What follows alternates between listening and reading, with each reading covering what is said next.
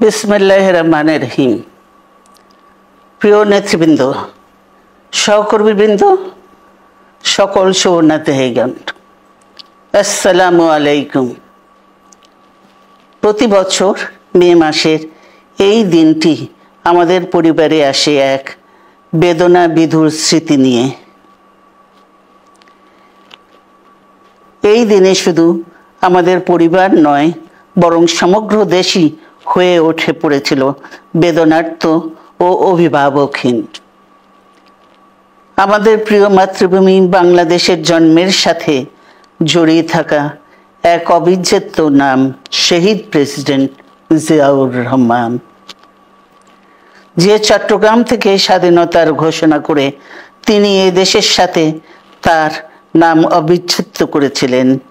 সেই চট্টগ্রামেই এক সফল, সৎ, দূরদর্শী ও প্রকৃত দেশপ্রেমিক প্রেসিডেন্ট হিসেবে নিজের জীবন উৎসর্গ করেছেন।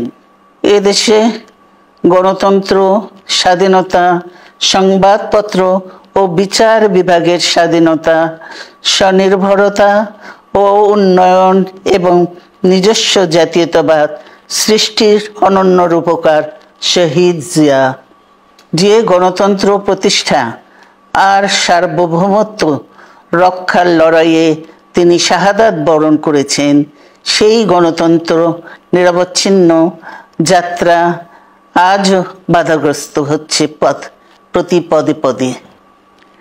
খুব শীঘ্রই আমরা বাংলাদেশকে গণতন্ত্রে পুনঃপ্রতিষ্ঠিত দেখতে পাব।